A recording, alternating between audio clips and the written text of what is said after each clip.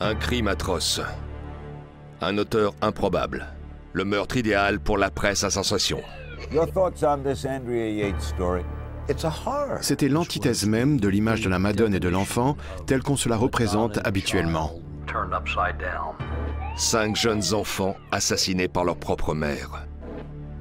C'était la femme la plus dérangée que j'ai jamais vue. Même si elle est déséquilibrée, elle reste coupable. Les a-t-elle tués de sang-froid? Ou autre chose l'y a-t-elle poussé? Au Texas, si vous commettez un crime et que vous êtes déclaré non coupable pour cause d'irresponsabilité mentale, s'il s'agit d'un crime horrible, vous passerez quand même le restant de vos jours en prison. Une tragédie personnelle qui s'étalera dans la presse de manière indécente. Elle va autant horrifier que fasciner les téléspectateurs de toute l'Amérique.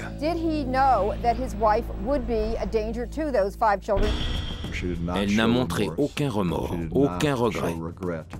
Elle était convaincue d'avoir envoyé ses enfants au paradis. Un infanticide qui va montrer la nature même de la maternité sous un nouveau jour. Un jour terrifiant. Pour moi, c'est une victime, pas une criminelle. Voici l'incroyable destin macabre de la famille Yates.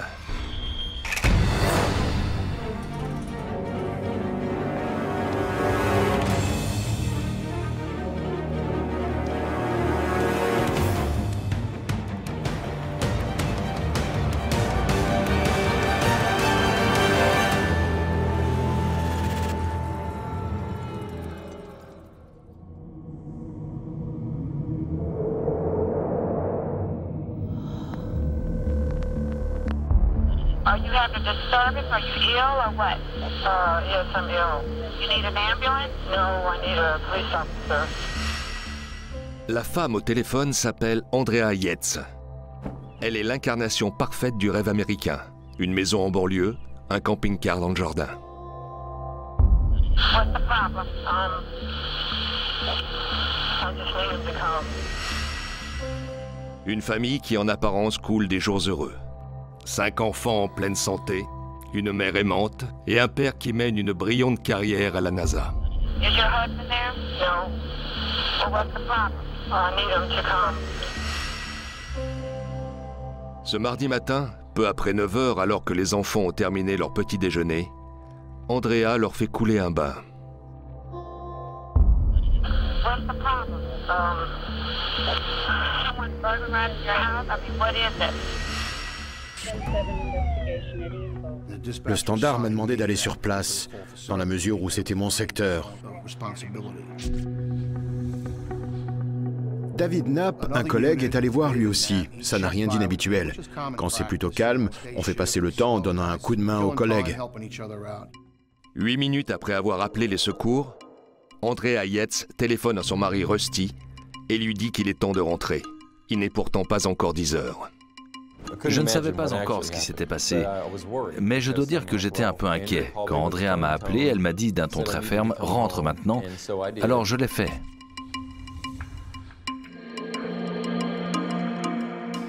Je suis entré dans la maison. David est venu à ma rencontre dans l'entrée. J'ai demandé « Qu'est-ce qu'on a? Un homicide ?» Il m'a répondu. J'ai regardé sur ma droite et Madame Yates était assise sur le canapé, plus bas. À aucun moment, elle n'a levé les yeux vers moi. Je suis entré dans la pièce et je m'attendais à trouver un homme au sol, un cadavre. Mais j'ai beau regarder, il n'y avait rien. Jusqu'à ce que j'aperçoive cette tête minuscule qui me fixait de ses grands yeux. Cette petite tête était à 3 ou 4 mètres de moi au bord du lit. Mais qu'est-ce que c'est que ça? J'ai d'abord cru que c'était une poupée. Je me suis avancé jusqu'à elle et je l'ai touchée. Là, j'ai mis le doigt sur son front. Je n'avais toujours pas compris. J'ai soulevé la couverture et j'ai vu ce corps minuscule. C'était un petit être devant moi. J'ai pensé, oh Seigneur. Et j'ai continué de tirer la couverture. Et là, j'ai découvert les autres corps. 1, 2, 3, 4. Je suis retourné dans le couloir, je suis entré dans la salle de bain à droite et j'ai vu l'aîné qui flottait dans la baignoire, la tête vers le bas. Andrea Yates, une fervente chrétienne décidée à avoir autant d'enfants que Dieu lui en donnerait, vient de noyer méthodiquement ses propres enfants, l'un après l'autre, dans la baignoire de la maison. On ne savait pas quoi faire. On s'est regardé, le temps était comme figé à cet instant. Vous avez beau avoir fait je ne sais combien de formations, avoir travaillé sur des dizaines de scènes de crime, tout ce qu'on vous a appris, tous les gestes que vous avez l'habitude de faire, envolés. La police était dans le jardin devant la maison. Moi, je voulais entrer, mais ils m'en ont empêché. Et là, ils m'ont dit ce qu'il s'était passé. Je me souviens seulement m'être allongé dans l'herbe et m'être effondré. Le mari est arrivé et il hurlait « Andrea, tu as fini par le faire, tu as vraiment fait ça !» Elle restait assise là, elle regardait fixement la porte. Le visage impassible, sans la moindre expression, comme si elle ne ressentait aucune émotion. Ça a choqué tout le monde. Personne ne peut le nier, ou alors il mente. La nouvelle se répand comme une traînée de poudre. Très vite, la zone grouille de secouristes et de journalistes. C'est Frank Stumpo qui conduit Andrea Yates au poste. Les médias étaient partout. Il y avait au moins 50, 60 ou 70 journalistes. Vous imaginez, une femme qui vient de tuer ses 5 enfants, qui élimine toute sa famille. Et ils en font une star. Je lui ai dit d'ailleurs, ça y est, vous êtes célèbre. Je l'ai emmenée à la crime, je l'ai faite monter au premier, je suis parti. Qu'une mère tue son enfant, cela paraît déjà impensable. Mais lorsqu'il s'agit de 5 enfants, c'est tout bonnement inconcevable. Nous allons tenter de comprendre les raisons qui ont poussé Andrea Yates à en arriver là. C'était une perfectionniste. Elle était très bonne élève au lycée. Je crois même qu'elle était sortie major de sa promotion.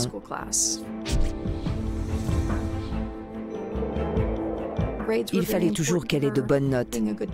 Elle voulait être la fille parfaite. Elle a fait des études d'infirmière dans une école très prestigieuse, ici au Texas. Elle a obtenu son diplôme haut la main. Ensuite, elle s'est mariée et a commencé à avoir des enfants. Elle voulait aussi être la mère parfaite. Le couple se rencontre en 1989. Ils ont tous les deux 25 ans. 4 ans plus tard, ils se marient. Andrea tombe très vite enceinte. C'est arrivé si vite que ça nous a un peu surpris. Elle en plaisantait d'ailleurs. Elle n'aimerait pas que je vous dise ça, mais elle se surnommait la déesse de la fertilité parce qu'elle vous faisait ça sur commande. Il donne à chaque enfant un prénom biblique. Rusty était persuadé qu'ils auraient autant d'enfants que Dieu leur en donnerait.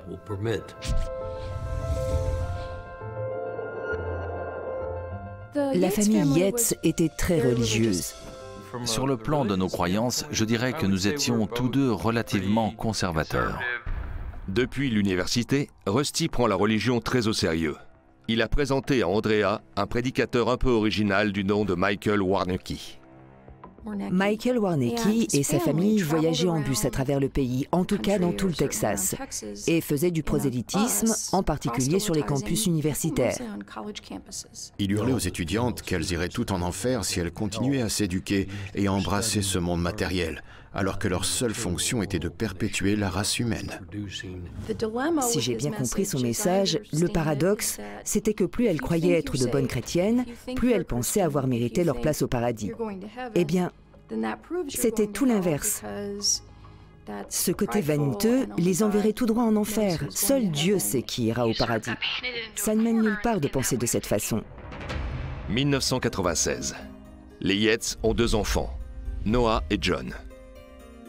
Rusty décroche un poste intéressant en Floride, mais pour une courte période, et il n'a pas les moyens d'acheter une seconde maison. On a choisi une solution totalement différente. On a mis en location la maison qu'on avait ici, on a acheté un immense camping-car et on s'est mis en route pour la Floride. On a vécu dans un camping le temps de cette mission. À cette époque, Andrea est de nouveau enceinte. Elle fait une fausse couche juste après le déménagement. En 1997, les Yates retournent à Houston où va naître leur 3e fils. L'année suivante, ils troquent leur camping-car pour un bus aménagé de 32 mètres carrés qu'ils ont racheté à Michael Warnecki. Leur 4e bébé arrive quelques mois plus tard. Je suis montée dans ce bus. C'était plutôt étroit. Il y avait une trappe qu'on pouvait soulever qui menait au compartiment à bagages. À l'intérieur, il y avait des paillasses pour les enfants. C'était là qu'ils dormaient. Madame Yates était totalement débordée. Elle avait commencé à faire l'école à la maison, mais elle n'arrivait plus à tout gérer.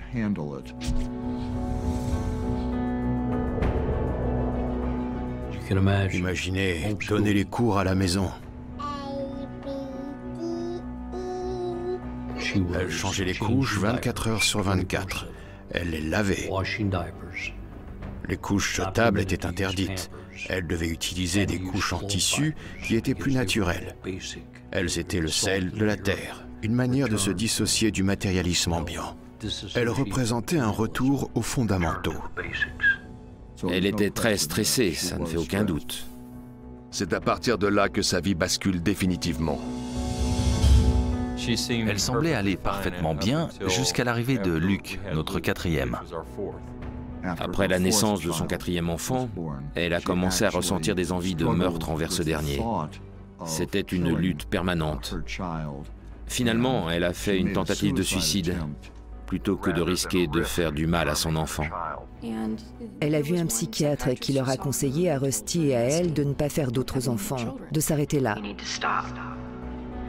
Here we are on our way home. What does that say, boys? It says, congratulations, Rusty and Andrew, it's a boy. That's so cute.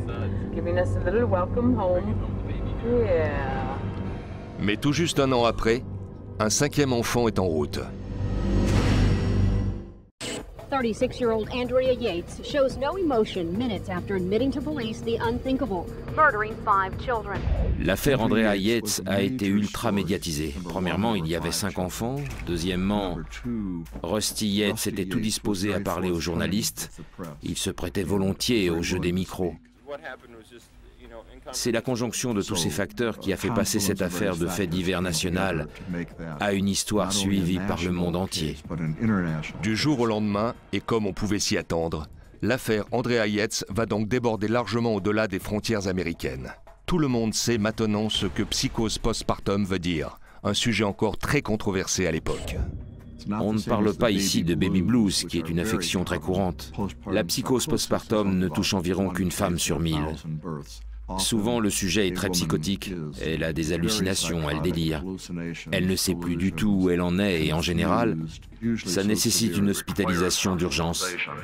On June 20th, 2001, Andrea Yates called police to her home, showed them the bodies of her drowned children. Noah 7, John 5, Paul 3, Luke 2 and Mary 6 months. Je n'avais aucune idée de ce qui se passait. Je ne connaissais rien aux maladies mentales, à la dépression ou à la psychose postpartum. Plus vous avez d'enfants, plus le risque est important que ce genre de crise se produise de façon régulière. Et chaque fois, les épisodes psychotiques ont tendance à s'aggraver.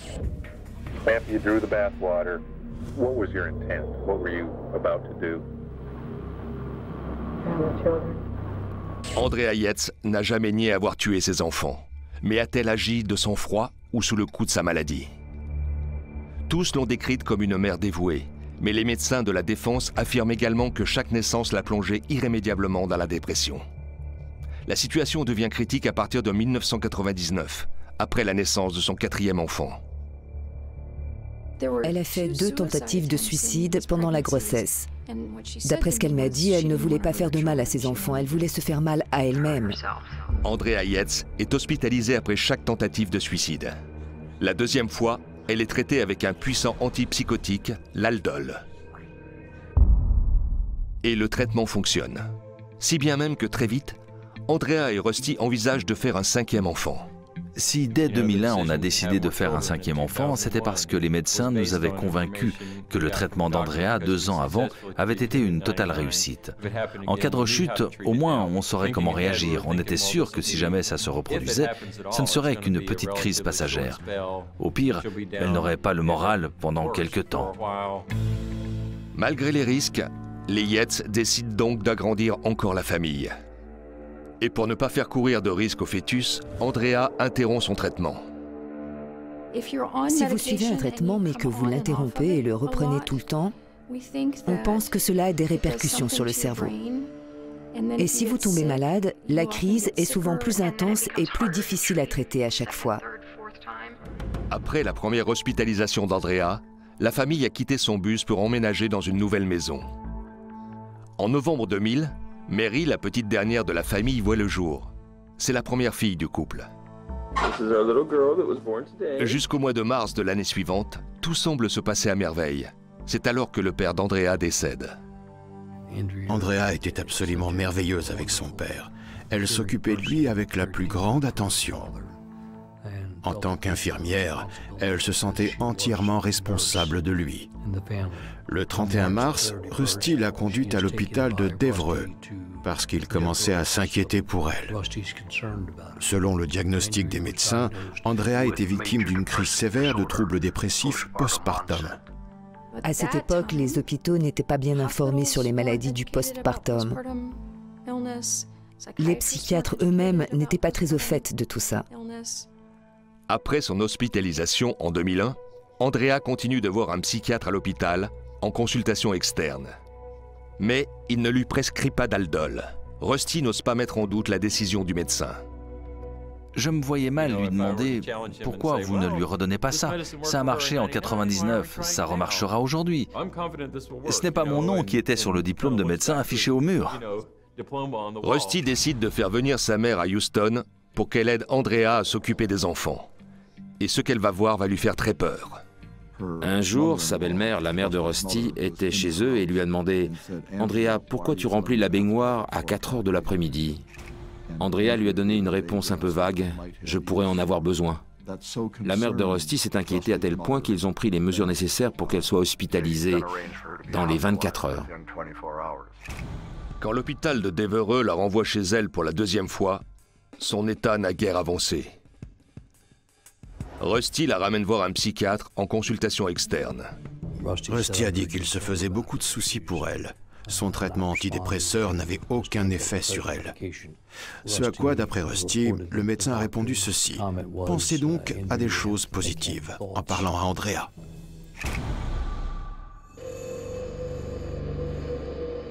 Deux jours après ce rendez-vous, le 20 juin 2001, Andrea Yates noie ses propres enfants l'un après l'autre et attend ensuite patiemment que la police vienne l'arrêter. Quand je l'ai vue la première fois en prison, je lui posais des questions et les réponses qu'elle me donnait n'avaient aucun sens. Elle entendait des voix qui lui parlaient dans la télé et elle se grattait le cuir chevelu jusqu'au sang, je l'ai vu faire. J'ai appris plus tard qu'elle croyait avoir le nombre 666 gravé sur le crâne. Si les symptômes d'Andrea peuvent paraître irrationnels, un psychiatre va réussir à donner un nom à cette maladie. Cacodémonomanie. La cacodémonomanie, c'est quand on se croit véritablement possédé par le démon. C'est un phénomène connu qui touche les gens victimes d'hallucinations à caractère religieux. Elle aimait ses enfants, mais le message que la télé lui envoyait, que sa religion lui envoyait, c'est qu'elle était quelqu'un de mauvais, qu'elle était le diable. Quand elle est devenue psychotique, tous les signes qu'elle recevait correspondaient en tout point à ses convictions religieuses. Certaines de ses croyances semblent être en partie nées de la lecture des écrits de Michael Warnicki, le prédicateur qui avait suivi Rusty et Andrea. La chose qui m'a le plus marqué, c'était un tract qui parlait d'une mère et de ses enfants et qui disait à peu près ça. Jézabel jettera ses enfants dans la rivière et les détruira. Elle était convaincue qu'un de ses fils deviendrait un tueur en série, qu'un autre allait finir homosexuel, muet et prostitué. Elle avait cette certitude absolue et totalement démente que chacun de ses enfants finirait mal d'une manière ou d'une autre et irait droit en enfer. C'était écrit. Je ne savais pas que les croyances ou les pensées d'une personne pouvaient devenir si délirantes, qu'elles finissent par se persuader de choses insensées ou par entendre ou voir des choses qui n'existent pas.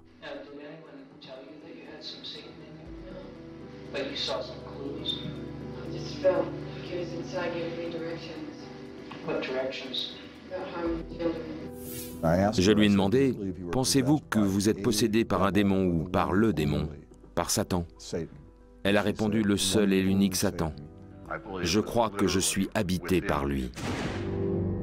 Okay, today's February 26th. Noah turns how old? 7. 7.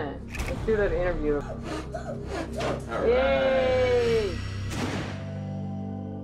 Elle a tué tous ses enfants et son fils aîné en dernier. Il était grand et costaud pour son âge. C'est lui qui a le plus résisté quand elle l'a noyé. Il a sorti la tête de l'eau et a prononcé une phrase du style « Maman, je serai sage », comme s'il pensait que la noyade était une punition. Elle a ensuite pris le corps de chaque enfant et est allée le placer sur le grand lit dans la chambre parentale. L'un des enfants était très doué en tant que grand frère. Je crois me souvenir que c'était John. Elle a pris le bébé, la petite fille âgée de 6 mois, et l'a mise au creux des bras de John pour qu'il puisse veiller sur elle dans l'au-delà, étant donné qu'il s'était toujours bien occupé d'elle durant leur vie. Le procès qui doit se tenir à Houston s'annonce comme le procès du siècle. Les principaux faits sont incontestables. Le matin du 20 juin 2001, Andrea Yates, âgée de 36 ans, a méthodiquement noyé ses 5 enfants, l'un après l'autre. L'avocat de la défense, George Parnham, sait que la seule chance de sa cliente est de plaider non coupable pour cause d'aliénation mentale. Mais au fur et à mesure que les détails du crime sont connus, l'indignation publique croît. L'opinion publique était bien évidemment défavorable à Andrea, et c'est un euphémisme. La question de sa maladie mentale ne comptait pas aux yeux des gens. Dans leur grande majorité, les gens étaient très durs envers elle. De leur côté, au sein du corps médical, plusieurs experts en psychiatrie n'en revenaient pas qu'on puisse traduire en justice une personne atteinte d'une si grave maladie mentale. Mais c'était une minorité. Si l'acte d'Andrea Yates est incompréhensible, cela veut-il dire pour autant qu'elle était folle au moment où elle l'a commis? Vous pouvez souffrir d'une maladie mentale, le droit va se concentrer sur la question « Savez-vous distinguer le bien du mal ?» C'est un principe juridique, pas médical. Il n'y a aucune définition juridique du bien et du mal. La loi nous dit qu'en l'absence de définition légale, un juré doit pouvoir utiliser ces termes dans leur sens d'usage courant. En dehors de l'aspect juridique, l'opinion publique est également choquée par les réactions de Rusty Yates, non seulement par rapport au meurtre, mais aussi au cirque médiatique qui entoure l'affaire.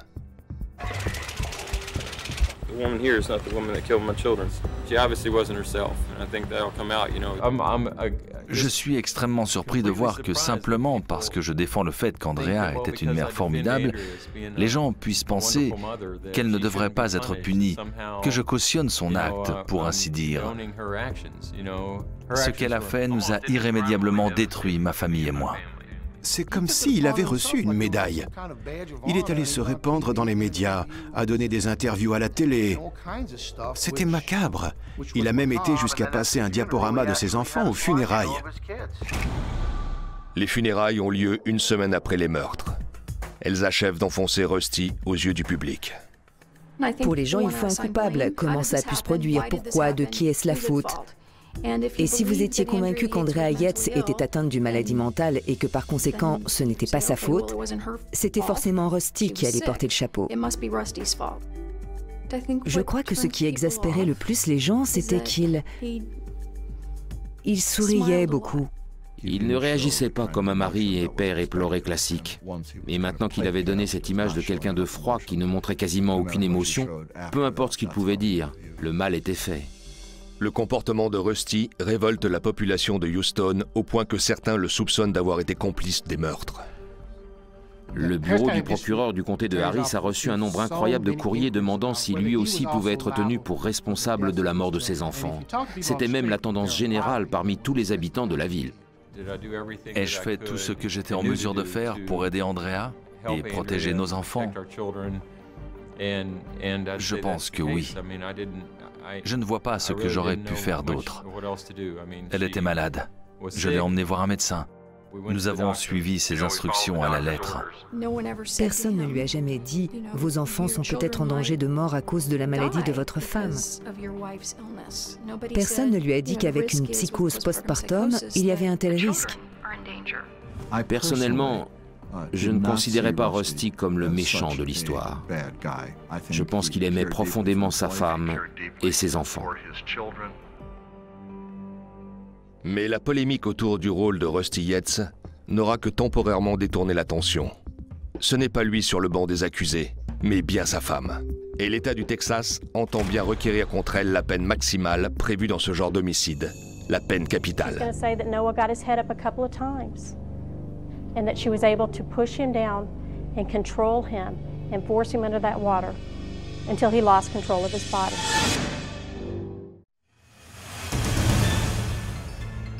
It's always an unthinkable act. Psychiatrists have a name for it: filicide, when a parent kills a child. Depuis quasiment le début, l'État du Texas est déterminé à demander la peine capitale contre Andrea Yates. De son côté, la défense choisit de plaider non coupable pour cause d'aliénation mentale. En près de 16 ans de carrière, l'affaire Andrea Yates est la seule où j'ai vu ce système de défense invoqué et plaidé au cours d'un procès. Il est extrêmement rare qu'une personne soit déclarée non coupable en raison de cette fameuse aliénation mentale, à savoir qu'elle ne sait pas ce qu'elle faisait, ou du moins qu'elle n'avait pas conscience du mal qu'elle faisait. On me demande souvent, mais pourquoi est-ce qu'elle ne s'est pas suicidée au lieu de noyer ses enfants? Les enfants seraient encore vivants. Le problème, c'est que sa maladie s'était aggravée avec chaque grossesse. Et que plus vous êtes malade, moins il y a d'options qui s'offrent à vous. En attendant son procès, Andrea Yates est placé dans une section médicalisée de la prison et soigné pour sa psychose. Entre le moment de la tragédie et le moment du procès, son état s'est amélioré, au point qu'elle n'avait plus d'hallucinations. Le 22 septembre 2001, 3 mois et 2 jours seulement après le quintuple meurtre, Andrea Yates est déclarée apte à être jugée.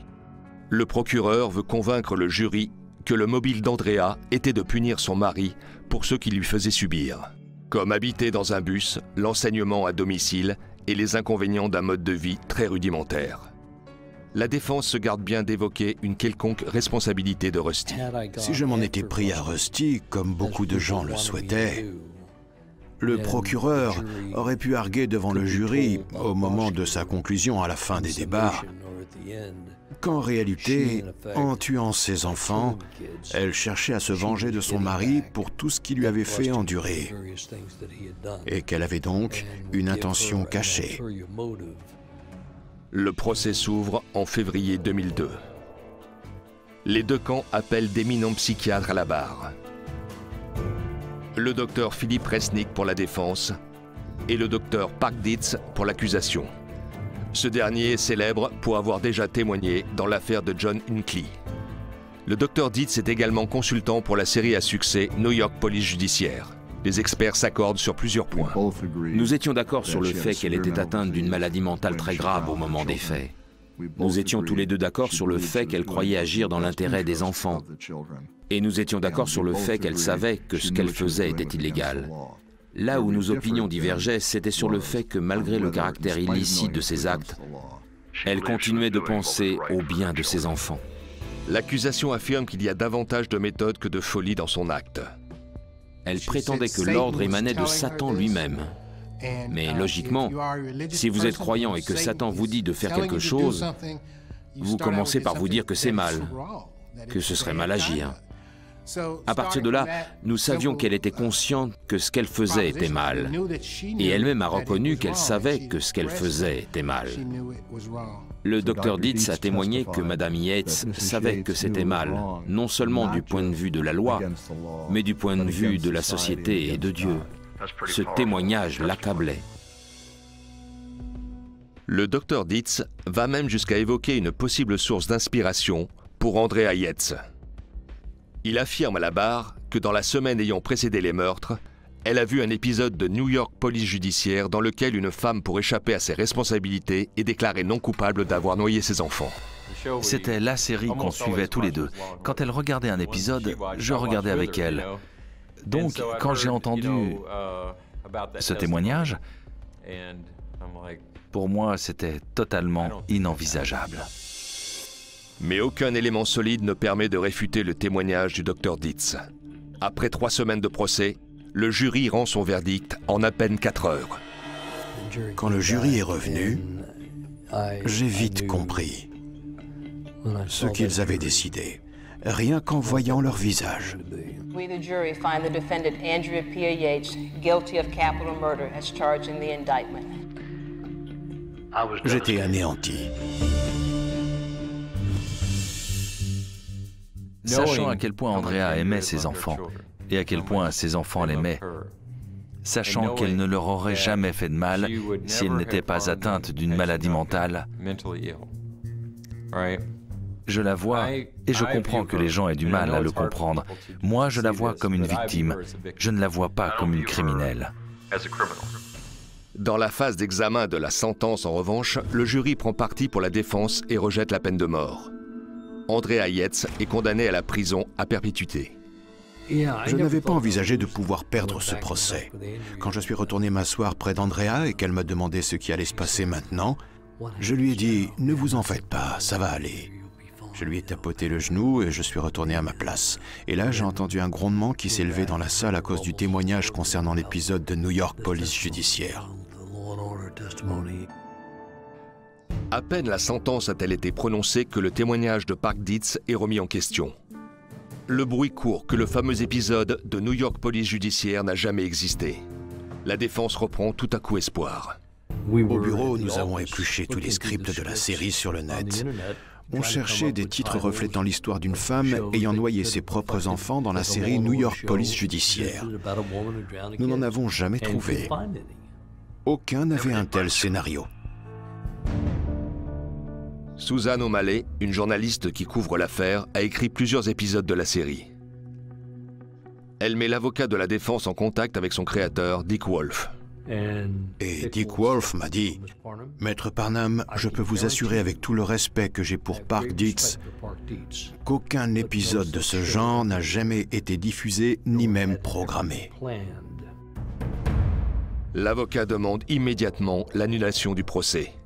Sa requête est rejetée. Qu'est-ce que le témoignage de Park Dietz avait à voir avec la condamnation? Il n'y avait pas de quoi casser le jugement. Elle aurait pêché cette idée dans un épisode de la série télé qui n'a jamais existé. On ne va quand même pas annuler la condamnation d'une personne qui a tué 5 enfants pour ça. C'est absurde.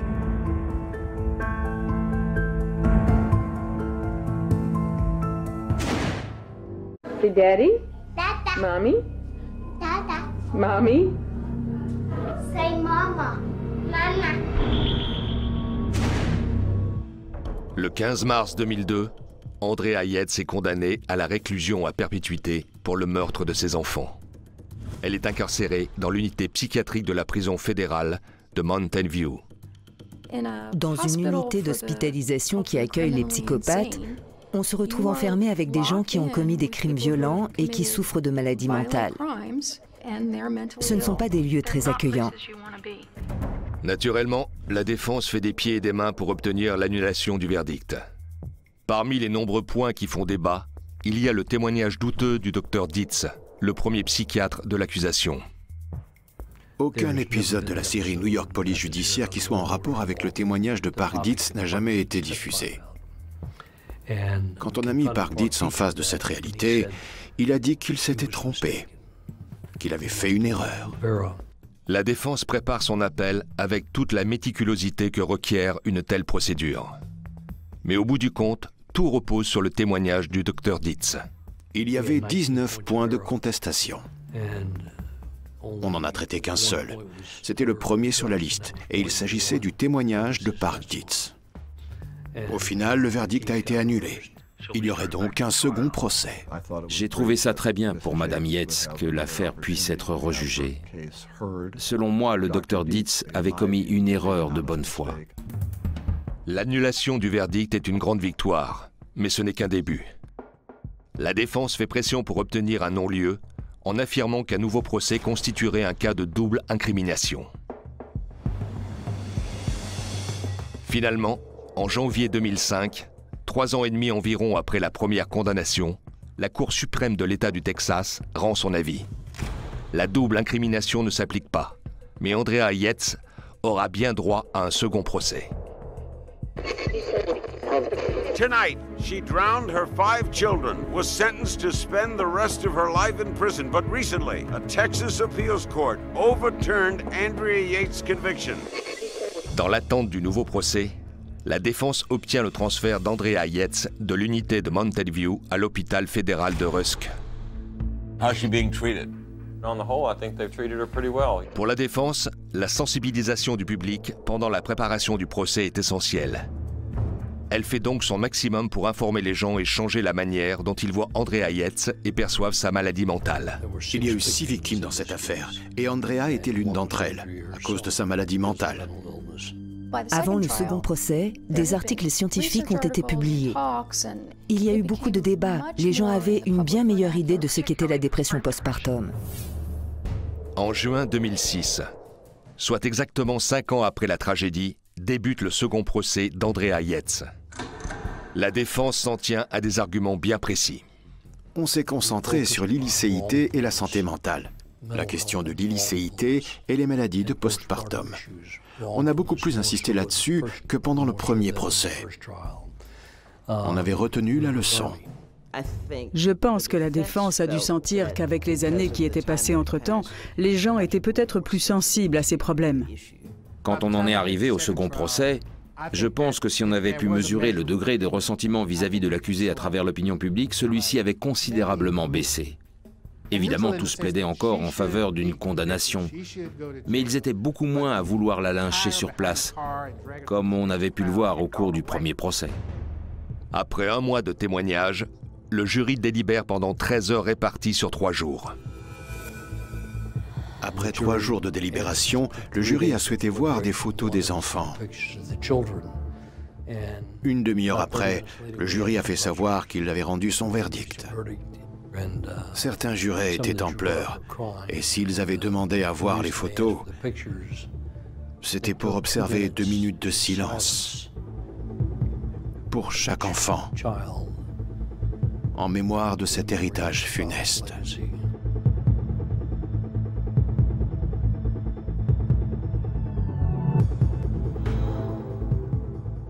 Je pense que c'est probablement le moment le plus fort que j'ai jamais connu dans une salle d'audience en 45 ans de carrière.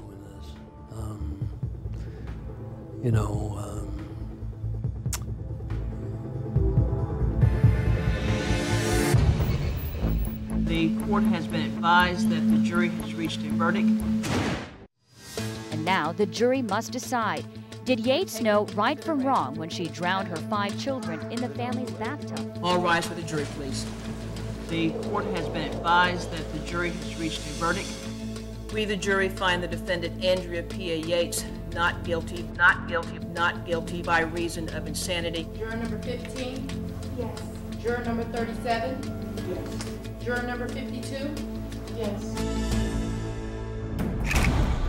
5 ans, 1 mois et 6 jours se sont écoulés depuis la tragédie. We're all, thrilled with the verdict. Last time the judge said, find the defendant guilty, and we just thought she left out the word not, and this time we heard it, so we're happy. Andrea Yates est placée sous les compétences des services de santé de l'État du Texas. Elle réside actuellement à l'hôpital fédéral de Kerrville. Aucune date n'a été fixée pour sa libération. Je ne crois pas qu'il y ait un juge quelque part qui puisse un jour signer un papier stipulant que Andrea Yates pourrait être libre en ne faisant l'objet d'aucune surveillance, d'aucun suivi. Je ne pense pas qu'Andrea soit jamais libre un jour au sens figuré. Elle doit vivre en permanence avec le souvenir de ses enfants. Il lui manque terriblement.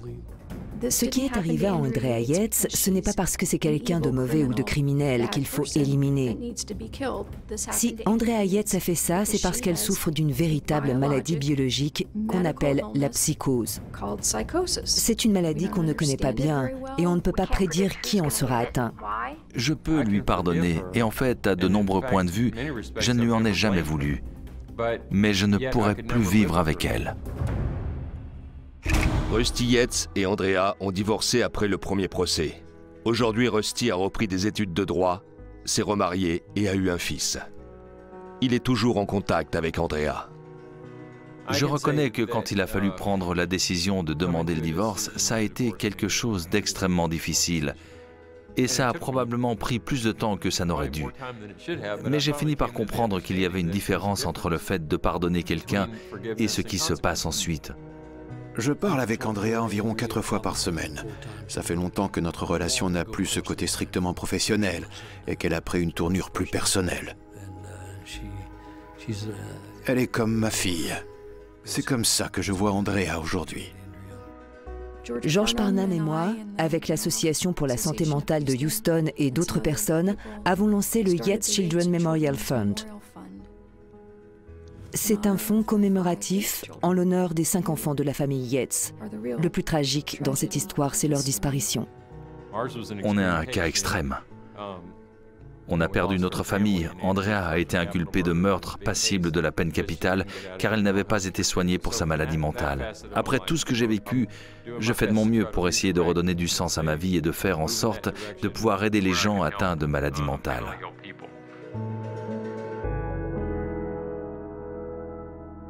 Hello. How old are you today? How many is that? 4. 4. 1, 2, 3, 4. Je pense que si on parvient à s'inspirer de l'histoire d'Andrea Yates au sens général et de ce qui est arrivé à ses enfants, afin de faire avancer le domaine des soins en psychiatrie et santé mentale, on aura fait un immense pas en avant. Mais tout le monde n'est pas d'accord. L'une des choses que j'avais envie de faire, c'était de lui envoyer une carte postale de ses enfants, le 20 juin chaque année, où qu'elle soit. Mais je me suis dit que ça n'avancerait à rien, et que ça ne changerait sûrement rien pour elle, alors je ne l'ai pas fait. J'aurais aimé voir un 3e procès. Je la trouve sympathique. Non seulement je crois qu'elle n'est pas pénalement responsable, mais le fait qu'elle doive vivre tous les jours avec ce qu'elle a fait et qu'elle n'ait plus d'enfants, c'est déjà une tragédie en soi. Aux yeux de l'État du Texas, Andrea Yates est désormais une patiente comme les autres. Elle n'est plus considérée comme une criminelle. Seule Andrea sait si elle pourra se pardonner un jour pour l'acte qu'elle a commis.